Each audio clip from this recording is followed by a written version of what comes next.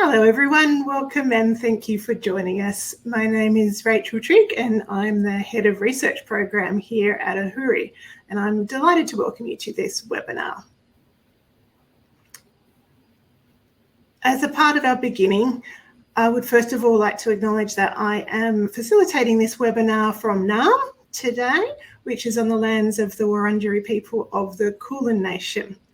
I'd also like to welcome all of you who are coming in from lands right across Australia, whether it's from Noongar Whadjuk land in our southwest, or Alawa lands in the north, or Quandamooka lands perhaps in the Queensland area off the east coast and eastern Queensland, or Palawa in Tasmania, and all of the lands in between. I'd really like to acknowledge the traditional custodians of those lands and their connections to land and waters, and pay my respects to elders past and present.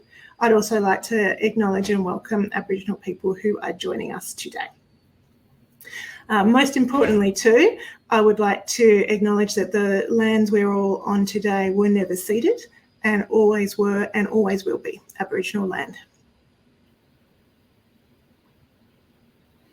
So if you're not as familiar with AHURI as some of our participants may be, AHURI is an independent, not-for-profit organisation which delivers high-quality research in housing, homelessness and cities. We are proud to be funded by federal, state and territory governments from right across Australia, and also from our research partners who are also right across Australia and who are listed there for you today. In addition to publishing research, we also run events and, of course, webinars, and we've got a cracker of a conference coming up for you later this year. We are hosting our National Housing Conference in Perth in October, and as a little bit of a spoiler alert, we have an excellent lineup of speakers, including our two speakers today. So very lucky to have a little preview of what we might see in Perth from two of our speakers today.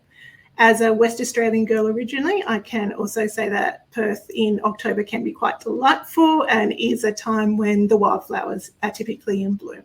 So looking forward to seeing many of you in Perth.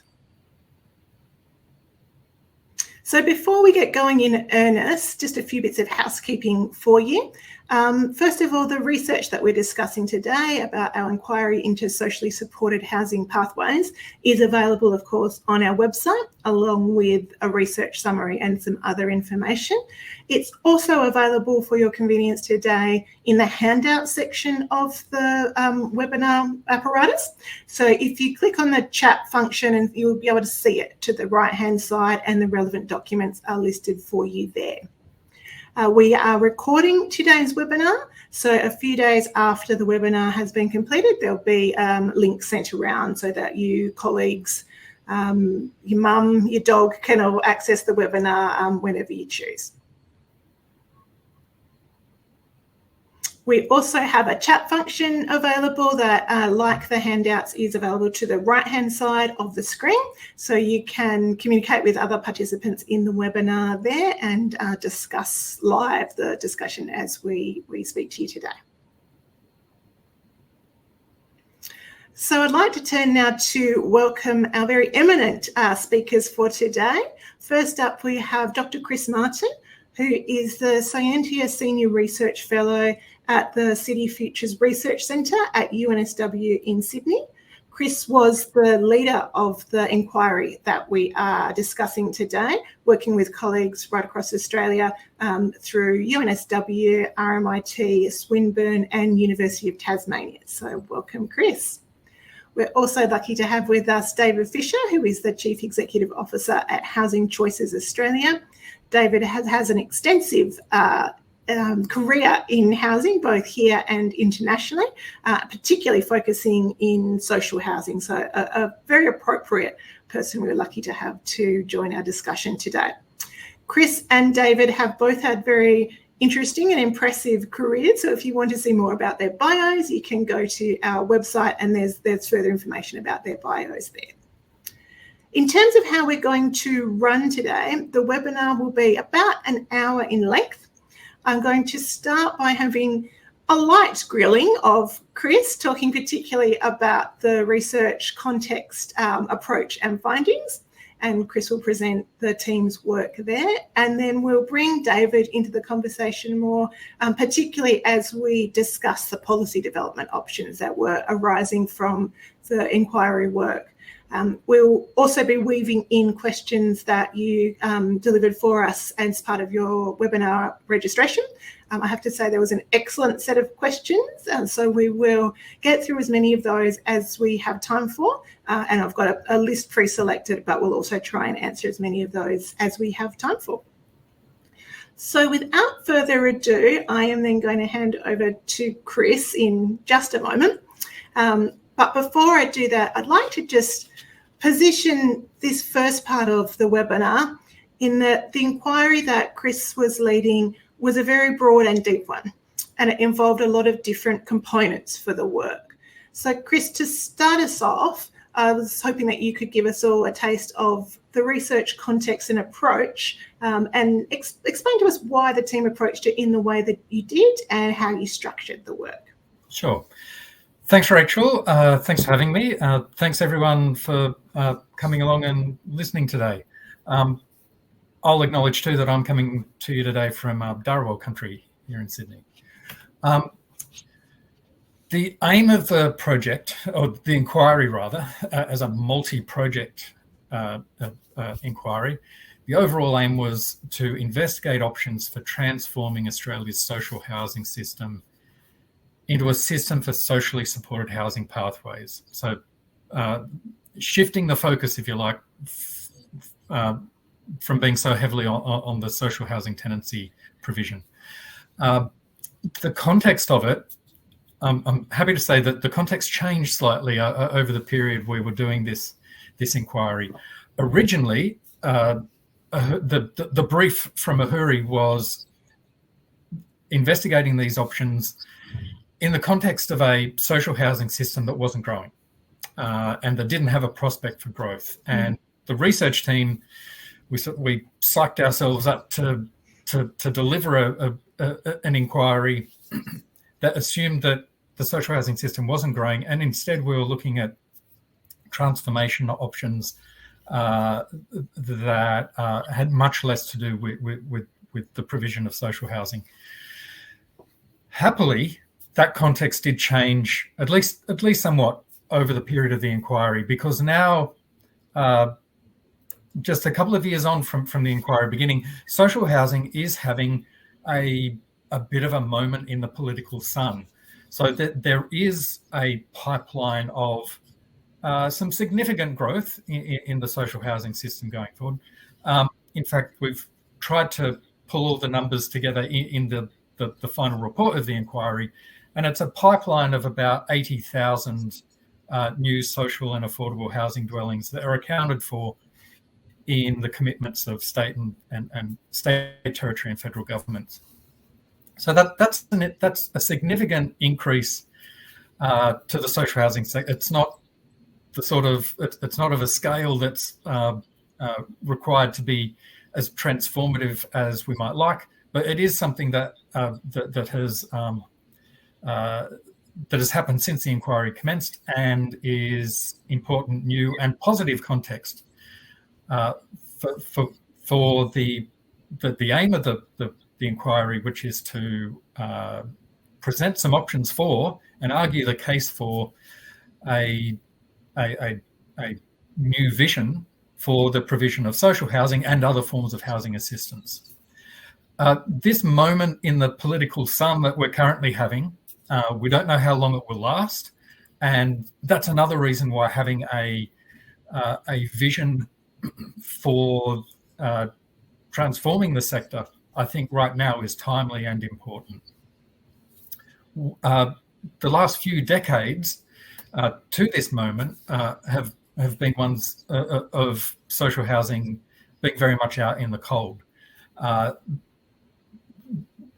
We've had visions over that time of social housing reform and a different sort of social housing, some of them presented in positive terms, but the reality of it, of social housing policy over the last 4 decades at least, has been according to the dominant logics of increased rationing and what we called or characterized in the inquiry report as a straightening, in the sense we thought that term captured well the sense in which this rationing austerity logic of social housing policy of the last 4 decades has also meant it's come with it has been a sort of a disciplining of households, an attempt to discipline the households who engage with it. That also, even if it's couched in terms of more flexible forms of assistance, in fact has introduced rigidities into the system. That the sort of that the parsimony and the austerity of the offer that it makes has arguably resulted in a more onerous application process, a more scrutinizing, searching application process, and some rigidities around the offer as well. The approach we took as a multi-project inquiry was 4 projects were conducted under the umbrella of the inquiry, and all of those projects have produced final reports published by AHURI over the last couple of years. One broadly on the theme of the aspirations of housing aspirations of people engaging with the social housing system. Another on focusing on access, and in particular the waiting list and how that's the main form of engagement that people have with the social housing system. Another project on support, and another project on outcomes and outcomes measurement. I can discuss the key findings of those if you like, Rachel. I'll pass back over to you to give everyone a rest from my voice for a moment.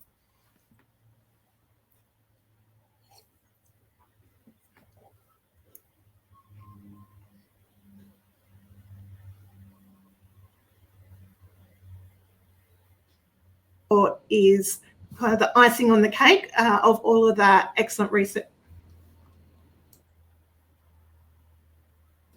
Sorry, mic confusion there. Apologies for that. So for all that excellent research that has already been undertaken, I noticed that in the questions that some of you asked in advance of this session, some of them were very much looking at things like access, the wait list, potentially some of those things around outcomes and measurement. So for those of you who had questions of that nature, I'd also really encourage you to take a look at the reports.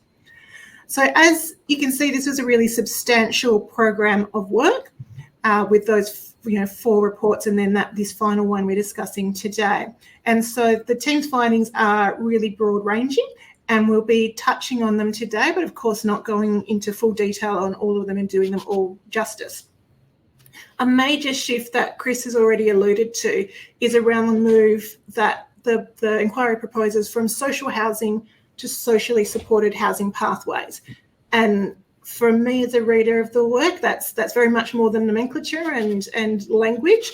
It is a deep concept that it requires a shift in thinking, I think, for all of us. So Chris, I would now invite and ask you to step through those findings and also explain a little more about why that conceptual shift from social housing to socially supported housing pathways is so important. Yeah, sure.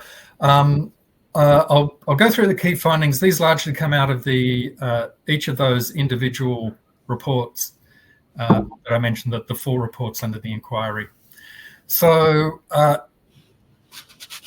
we found, particularly in the Aspirations project, low-income households engaging with the system have diverse housing aspirations and are conscious of their needs and pathways changing over time.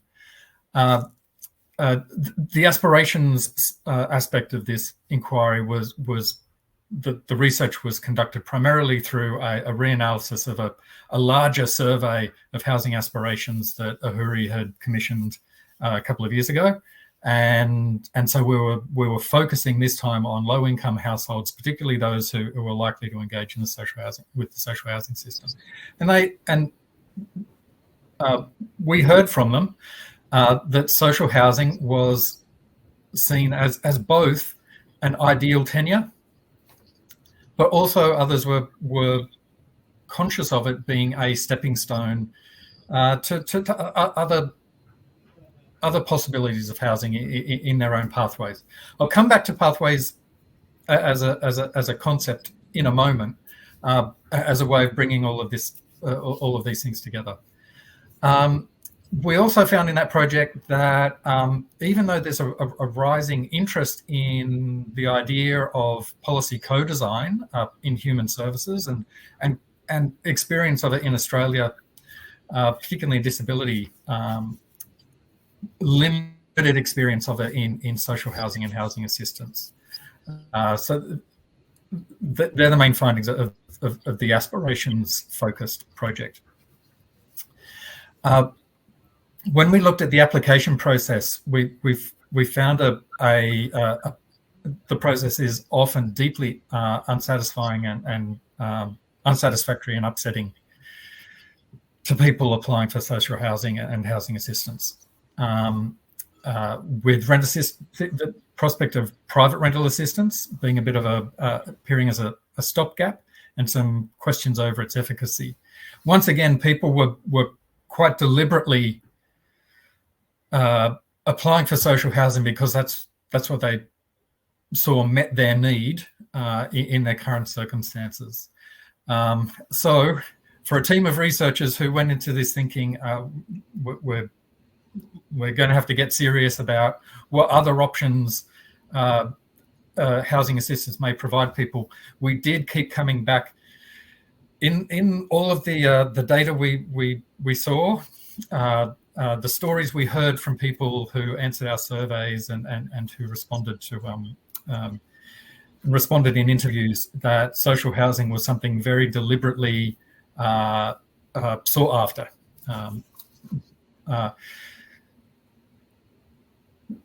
We also we heard in the support project about the complexity of support for persons with complex support needs, and also the advantage that once again the advantage that social housing offers as a firm place for support to be delivered.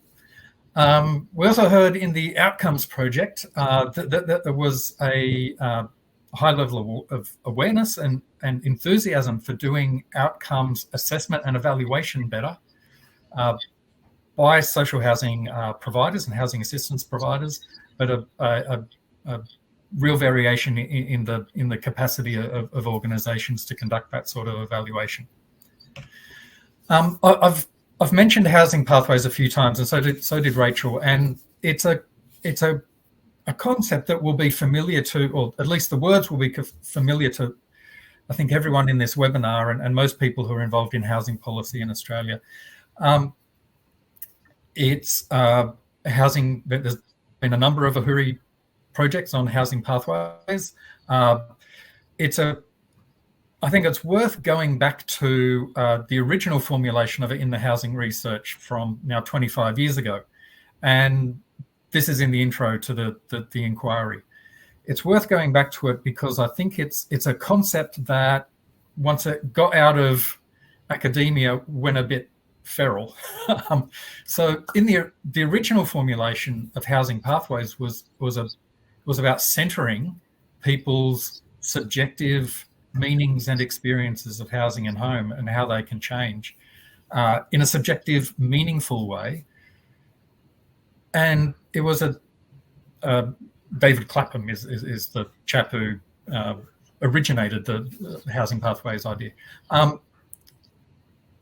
This was particularly set against the tendency in housing research and housing policy to talk about housing careers or even housing ladders. So people moving from house to house or from tenure to tenure. And it was intended to shift the discussion in research and policy to the meanings of housing and the subjective experiences of housing. Experiences that can happen outside the four walls of the house itself. They can happen in the waiting room with the housing provider. So it was that sort of a shift in focus that housing pathways as a conceptual framework was supposed to effect. As I say, having escaped having escaped the academic journal in which it first came up, it's probably that concept has gone a bit feral and is. I mean, we've had renditions of it in New South Wales. Our common waiting list register is called Housing Pathways. It became picked up and used as a bit of a buzzword in that sort of straightening period of our housing policy. So all too often when we think about housing pathways now, we're still thinking in terms of those housing careers or housing ladders, like the housing continuum is just a housing ladder tipped on its side, instead of centering people and households and their experiences and their aspirations for their own housing and householding. So that's the sort of person-centered vision for housing assistance that we think should be embodied in a new round of strategy making for the sector at state and federal levels. A person housing assistance strategy, and also we've made some recommendations for policy around data improvements, and also some recommendations for legislative reform, particularly in the housing acts that each of the states and territories have. Thank you, Chris. And I feel like there might be another joke somewhere about things going feral once they leave academia, but I'm going to resist temptation and leave that alone and instead invite David in for what I'm sure will be a lot more dignified response.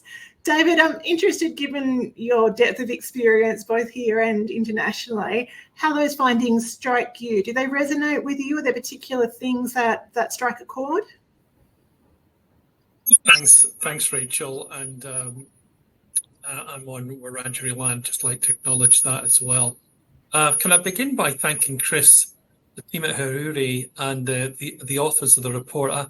I actually found the report really quite thought-provoking. As you said, Rachel, it's very far-reaching, and I felt like it was extremely timely with the focus on supply for very good reason. I think it's very important that we think about who's going to live in these houses and how we can help them. So I found the report extremely insightful. The two areas that resonated for me, there was lots, but the two things that jumped off the pages for me, one was the role that social housing can provide in facilitating access to support. And I think we see that every day. I think this stable housing builds trust, and it also builds in the individual the capacity to access support. And I saw that in the access support, and I saw that in the report. The report also picks up on aspects of support that I think we'd all agree on, which is the need to simplify how access is secured and how support services are better coordinated. All of that resonated with me. And I think the other area that struck a strong chord was the area of outcomes and measuring outcomes. And I think we'd all agree that we do need outcomes, but recognizing some of the challenges, and in particular the non-housing outcomes that a lot of community housing providers aspire to influence around health and well-being, employment and training, financial security, and importantly for us in Housing Choices, supporting individuals to play a part in their community, that empowerment piece that the report refers to. I think those were the two areas for me that really quite resonated. The role that social housing can provide as a platform for accessing support, and also the need for better understanding of outcomes and how we can achieve better outcomes. And I like the way you're thinking about that, David, and positioning this work as, Chris, you mentioned earlier, and we're all, I think, pleased that social housing is having what you referred to as its moment in the sun, and we hope we all hope, I think, that moment will be a long one. But at the same time, this work emphasises the person-centred necessity to have a person-centred systems and pathways that focus not just on building homes. We know that that's needed. We're not going to be covering that in depth today. I think we can all furiously agree around that. But to make sure that we have a broader range of supports, as David is speaking to here. And David, you neatly segued us on really to then starting to explore some of the policy development options that are in particular the final report. There's, of course, policy development options in all of the reports that are part of this inquiry. But we're particularly going to dive into the ones in the final report now. So one of the first areas really dovetails nicely into your thinking there, David, is around participation and co-design. So you've mentioned this already, Chris, and your report, to me, in a really positive way, looks at both the system level and the individual level of participation and co-design and how both of those levels are important.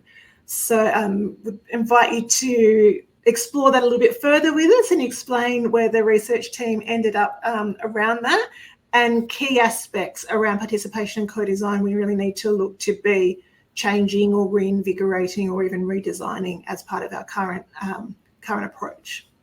Sure. This was a particular focus of the aspirations report under the inquiry, and for ease of searching it up, led by Wendy Stone from Swinburne University. So Wendy's report got into and discussed with housing sector stakeholders their level of engagement with co-design processes, and found how far off the pace it is with other areas of social policy, and with housing providers' own enthusiasm or disposition towards doing things this way.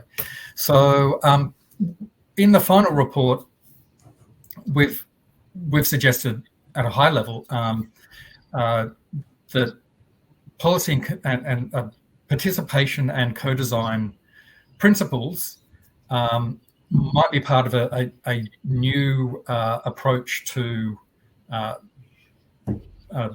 housing assistance revision at two levels, but at a systemic level and at the level of the individual person engaging with the housing assistance system. So at the system level, we might ask in the first place for participation and co-design principles to be enshrined in the highest levels strategic documents that are supposed to guide the sector. There's nothing like that in the current national agreement on social housing and homelessness.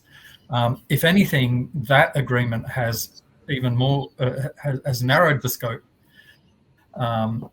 from its predecessor agreements to just being about social housing and homelessness, and not the other sorts of housing assistance that might be available.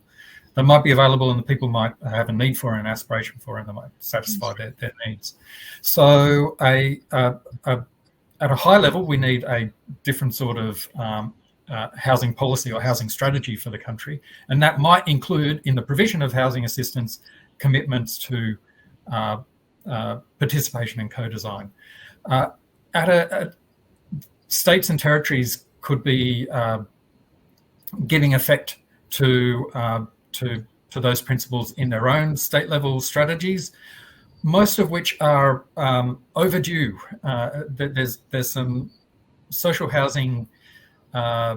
There's been social housing plans and strategies made by state and territory governments over the years, but they're not properly, by and large, they're not properly strategic documents that set out a direction or a vision for the sector. They're mostly glossies. They're mostly brochures. There's a need for a new strategic commitment and vision at the state and territory level as well, and that could include commitment to participation in co-design principles, and then giving effect to that through programs of working through the operational policies of the public housing providers and also the community sector, working through with stakeholders in a process of reviewing and commenting and critiquing existing operational policies, particularly with a priority on private rental assistance products and the application process and the requirements of the application process. We also thought that participation in co-design can be affected at an individual level, including through a different sort of engagement with a housing assistance provider, perhaps through the making of individual housing plans, a way of, and not in a disciplinary sense. There has been too much of that in the past in the sector, with things like the requirement that people keep a diary of all the places that they've applied to housing for in order to get temporary accommodation. Instead of that sort of disciplinary straightening sort of mechanism, we might have a more positive sort of individual housing plan making engagement that makes a note of people's current situations and what their current experience is and what their need is, but also getting a bit more of a sense of their aspirations and perhaps setting up a conversations about people's changing housing aspirations and needs as their relationship with a housing assistance provider continues into the future. Thank you, Chris. So, David, of course, I'm going to draw you in here with a question that seems straightforward on the surface, but of course has tentacles potentially going into different areas. So the findings and the policy directions that Chris is outlining there are very embedded in the research findings and all of the work that Wendy and Chris and the rest of the team has been working on. As someone who for periods of time has worked at different levels of government, my initial thinking is, so what are the practical implications of this? How would it work in practice? So for you and for Housing Choices, that is very much at the coalfront of practice, and other community housing providers who are working in this space. What are the thoughts that you have in terms of practical implications when you think about this type of work?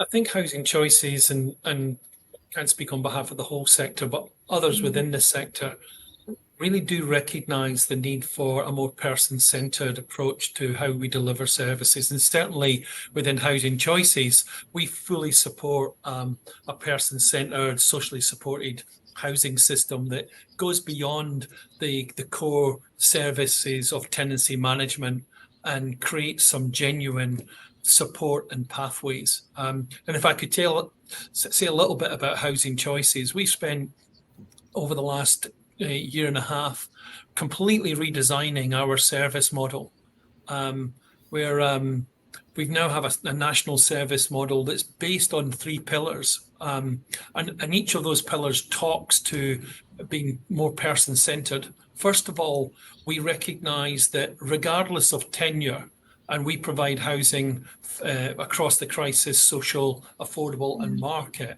regardless of tenure, at certain points in people's lives, they need support. And with a more person-centred approach, we stood up in our service model a support services team and department that operates nationally. We've also stood up a placemaking team, again, operating nationally, recognising that individuals need support to operate, to participate in their communities in a way that they feel they're comfortable with, as well as our third sort of pillar, which is our core tenancy housing services. We've made those changes because we recognise that the sector is changing. It's diversifying. It's providing support across, it's providing housing across a range of different markets. But at its core, Housing Choices is a people organisation, and it wants to improve the lives of its residents, regardless of which tenure. And it felt that when we engage with our residents as part of that process in a co-design manner, the message came back very clearly that there's challenges between being a tenancy manager and a support provider, as well as trying to create communities and places that will be sustainable in the long term.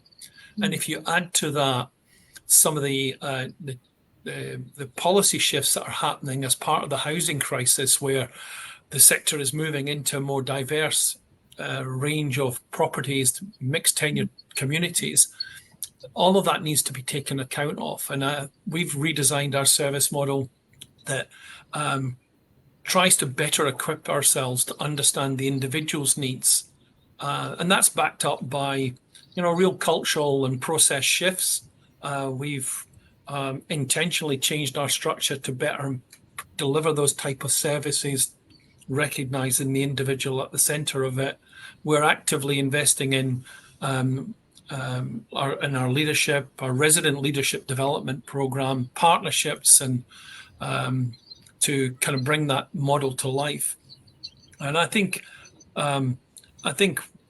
underpinning it, as I said, is culture, but also underpinning it is our systems, our investment in our people to really bring that kind of service model to the fore. So, David, with all of that careful thinking about your service model and how you operate that nationally and the investment that Housing Choices has made, does that get to the extent of individual housing plans for clients and tenants? I know that that's something that some community housing providers do in some instances and some public housing providers do in some instances, but generally my understanding would be that it's not universally applied across sectors or providers. Rachel, I think you're right. I mean, there's some fantastic examples across the community housing sector. One thing that characterises the community housing sector is its innovation and its drive to have real impact. For us, we're developing individualised tenancy health plans. That's our descriptor. So tenancy health plans providing tailored support to residents to kind of navigate both short-term stability as well as long-term housing aspirations.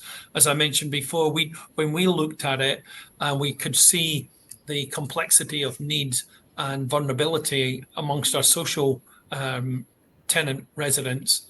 We took the view that the approach that we should take should also apply to those residents living in an affordable market, that those challenges that individuals have at points in their life is not confined to a tenure. So our service is tenure blind. So we are looking at tenancy health plans to try and do that, to navigate for individuals that short-term stability support that people need and aligning that to their longer-term housing aspirations. And we've stood up as I mentioned before, a directorate around support services so that we can better able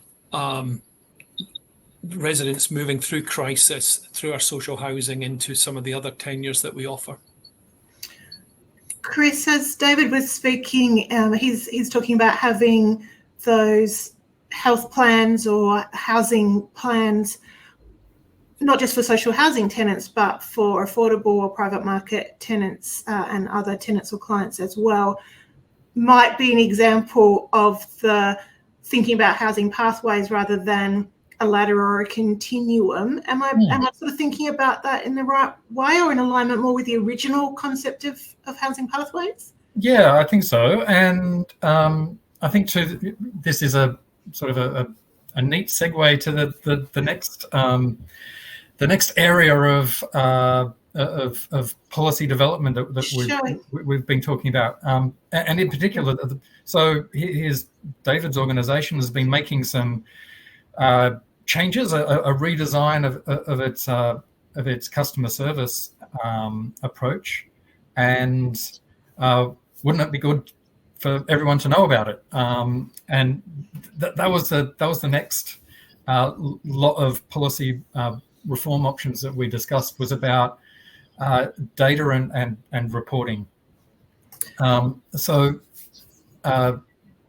And in particular, data for accountability, the accountability of, in particular, of governments and housing providers to the public for the public investment that is made in the housing sector, but also more along the lines of what David was saying, better data about best practice in the sector. So for accountability, there's been some, and these are particularly in the outcomes and also somewhat in the outcomes report, which was led by Cameron Duff, but also Wendy Stone's report gets into this a little as well. But there is a need for data improvement across the sector, and you just have to look at the ROGs every year. The footnotes about how you can't compare jurisdictions with each other and inconsistency. That list of divergences in the data gets longer. So there's a need for a data improvement plan across the sector. But also, I mean, there's very little reported about private rental assistance and temporary accommodation. And these are things that social housing landlords are doing more than many more instances of these than new social housing lettings, and there's very little data on them about how often they're doing them. Also, there's some weird missing pieces in I think accountability about the waiting list or the social housing register and people moving on and moving off. But also a bit more positively, some improved data for best practice, and both Wendy and Cameron's reports landed on a recommendation of an Australian housing clearinghouse as a platform for sharing information and evaluations, noting that not all of the sector is as capable or proficient in conducting evaluations on service reforms as some others. And in particular to inform that program of review and operational policy co-design that we were proposing. So, David, I'm going to ask you a curly one in a moment, but before I do, I'll just do an interpretation, which Chris referred to the ROGs, which are the Report on Government Services, which is reporting done by the Productivity Commission, the National Productivity Commission, on different service types. So, David, in your role with Housing Choices is obviously a multi-service provider. It's a multi-jurisdictional provider. So you'd see lots of different variants of reporting frameworks, recording frameworks. I'm going to be mean and see if you could just give us the top 2 or 3 key things which you think are really critical when designing these sorts of frameworks. You've got to, just referring to, and as Chris is referring to, you can't manage what you're not measuring. And I think that's a kind of principle there.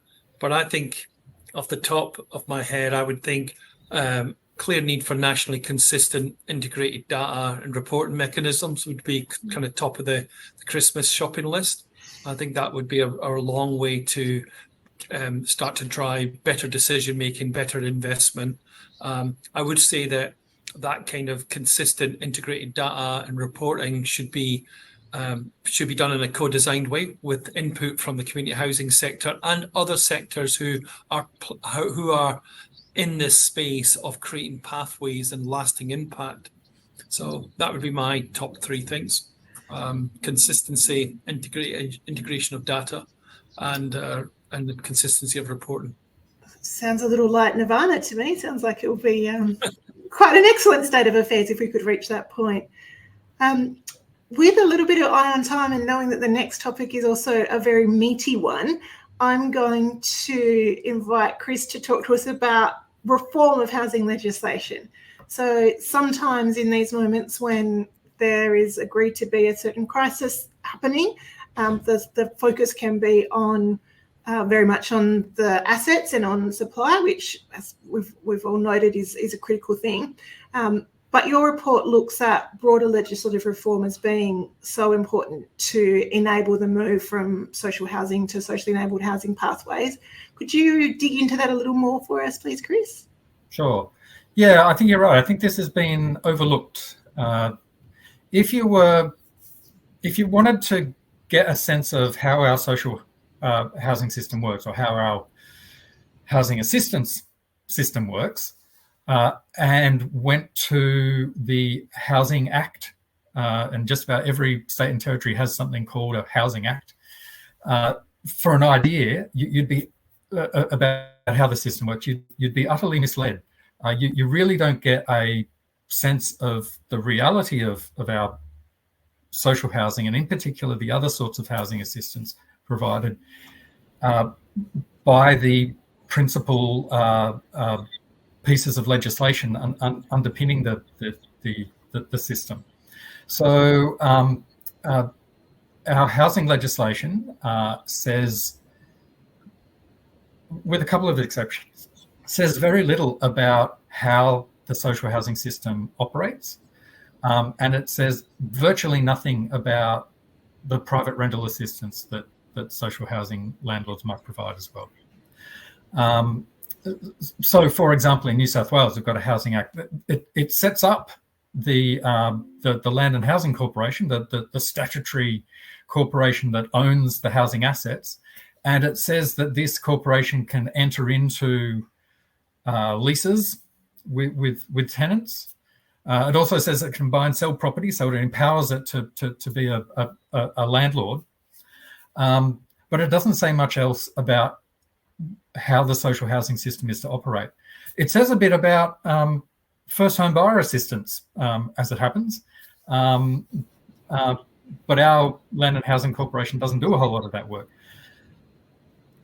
As an aside, maybe it should. Maybe our housing authorities should be providing first home buyer assistance as well, and the sorts of assistance that is provided brought in from the other agencies that currently do it, so that our agencies become a more broadly constituted housing assistance providers. Anyway, back on track. Our housing acts provide, so that it's a fairly slender legislative basis on which our social housing systems are erected. Similarly, the sort of the legal entitlements that individual persons have to housing assistance are relatively weak. They're weaker than the sorts of entitlements that are legislated for in our social housing, our social security sector rather, and weaker than the sorts of entitlements that people have to disability support under the NDIS. So perhaps a strengthening of the legal entitlement and the promise of housing assistance according to the needs of an occupant is something that should be part of a legislative reform and part of a vision for a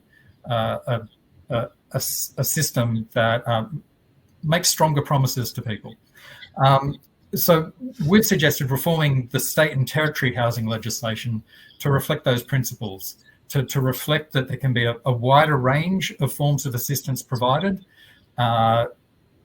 also to make that commitment to co-design principles, and to enshrine the right of people to reasonable and necessary housing assistance. And so if they don't think they've gotten a decision about housing assistance that's right, that they have a legal right to review of that decision by an appeal or review body that's genuinely independent of a housing assistance provider, and that can make an order that they will get what they're entitled to. Thanks, Chris. So, David, for sins in a previous life, I have been somewhat involved in a legislative reform process, and my learning from that was that it was a messy old process.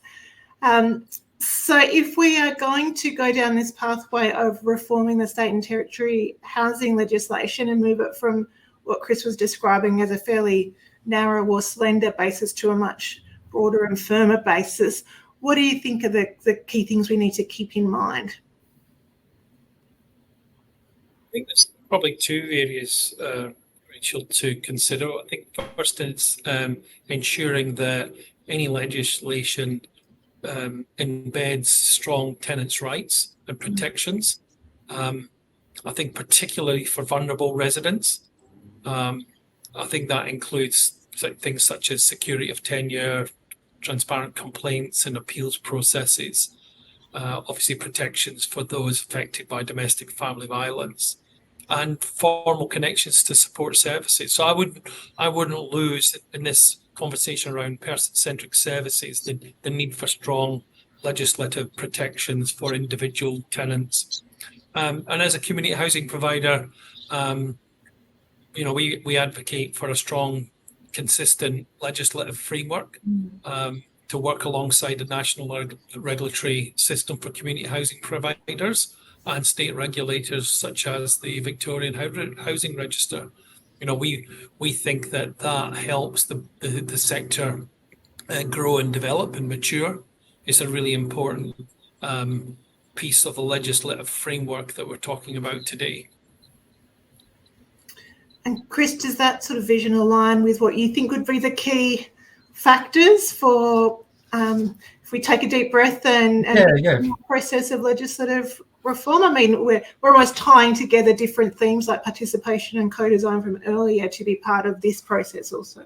Well, I also see, along similar lines, I see in the chat, Larry Morgan Thomas mentions the Tasmanian, or the Homes Tasmania Act, which we mentioned in the report. That's an unusual example amongst the state and territory legislation of a piece of legislation that does have quite a strongly stated vision and makes reference to the human right to housing.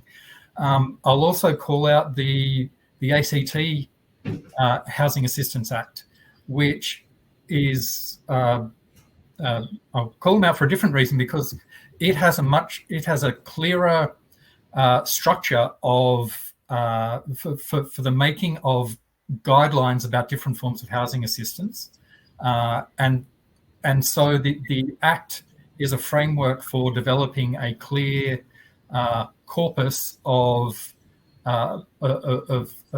documented housing assistance products, forms of assistance, and I think that's a useful model, as well as the relatively strong statement of rights and the vision that the Homes Tasmania Act has. Well, sounds like two good places for states and territories to look at if they were going to be brave and forward-looking enough to begin a process of legislative reform to move us from a system of social housing to socially supported housing pathways. Look, this work is so rich and deep, and your experiences are both so broad that we have had that inevitable challenge that arises on webinars such as this, with many, many things that we could be exploring and limited time in which to do so. So with an eye on the time, I am going to move us to a close, knowing that we have only just scratched the surface of the richness of the work of David's experience, and of course the questions that you all provided for us both before the webinar and as part of the chat and discussion now. So I'm going to do a shameless plug and say that if you would like to have further discussions with David, Chris, or indeed me on these or related topics, an excellent opportunity to do so would be to join us in Perth for the National Housing Conference. But Chris, David and I are also available in a range of forums. So hopefully this is the start of a conversation and by no means the end of one. David and Chris, thank you so much for your generosity with your knowledge, your expertise, your wisdom today. As again, I know that we've only just scratched the surface, so I'm looking forward to further conversations with both of you and with the sectors more broadly as we think about these options alongside the very necessary addition of housing supply. So thank you both so much for your for being part of the webinar today.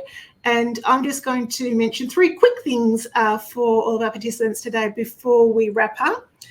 So firstly, you will receive a feedback email today. I promise you it is mercifully brief, and we would very much appreciate it if you would just take the couple of minutes it will take to fill it in. It really helps us to better target your needs when we're putting together webinars like this one. We will also send you an email once this the recording of this webinar is up on the website. So if you want to share that with colleagues, it will be available soon. So look out for your inbox.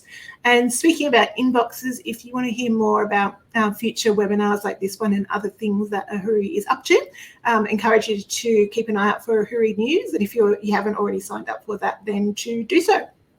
So thank you, all of you, for joining us. We'll be looking at the questions in the chat more fulsomely to help us prepare for future webinars. And if you're able to and are lucky enough to join us in Perth, then I look forward to meeting you there.